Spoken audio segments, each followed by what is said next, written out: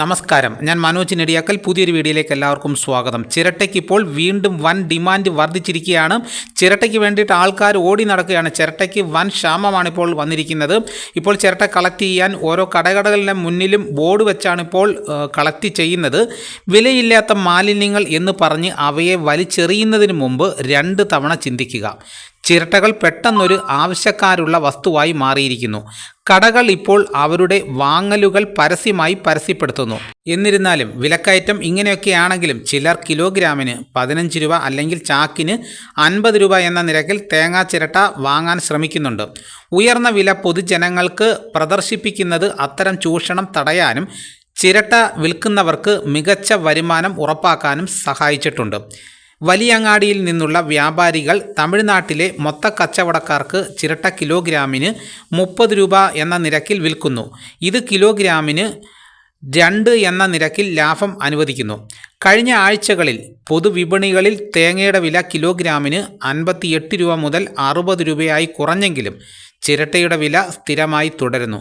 ഒരു കാലത്ത് ചിരട്ടയുടെ ലഭ്യത കുറവായിരുന്നെങ്കിലും ഇപ്പോൾ ലഭ്യത ആവശ്യാനുസരണം മെച്ചപ്പെട്ടിട്ടുണ്ടെന്ന് വ്യാപാരികൾ പറയുന്നു.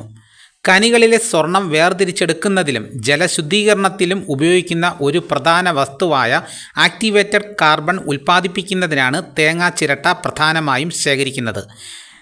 ചിരട്ടയിൽ നിന്ന് ലഭിക്കുന്ന കരിയാണ് ആക്ടിവേറ്റഡ് കാർബണിലെ പ്രധാന ഘടകം.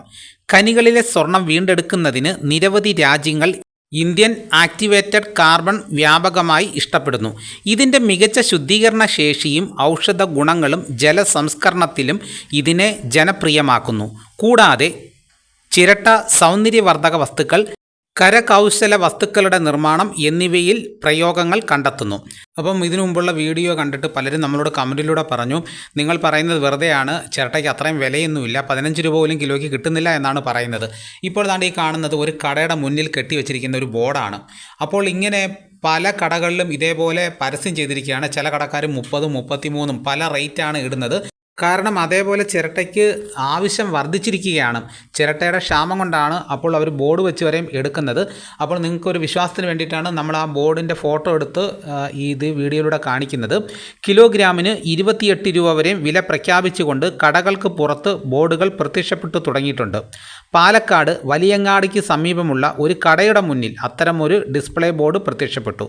ഇത് ചിരട്ടയുടെ വളർന്നു വരുന്ന വിപണിയിലേക്ക് ശ്രദ്ധ ആകർഷിച്ചു. അപ്പോൾ ഇതോടുകൂടി വീഡിയോയുടെ പൂർണ്ണമാകുന്നു. എല്ലാവരും ലൈക്ക് ചെയ്ത് സപ്പോർട്ട് ചെയ്യണം. ആദ്യമായിട്ടാണ് ഈ ചാനൽ കാണുന്നതെങ്കിൽ സബ്സ്ക്രൈബ് ചെയ്യാൻ മറക്കരുത്. നിങ്ങളുടെ അഭിപ്രായങ്ങൾ കമൻറ്റായിട്ട് രേഖപ്പെടുത്തണം. ഈ വീഡിയോ എല്ലാവർക്കും ഒന്ന് ഷെയർ ചെയ്ത് കൊടുക്കണം. മറ്റൊരു വീഡിയോയുമായിട്ട് ഞാൻ ഉടനെ എത്താം. എല്ലാവർക്കും എൻ്റെ നന്ദി.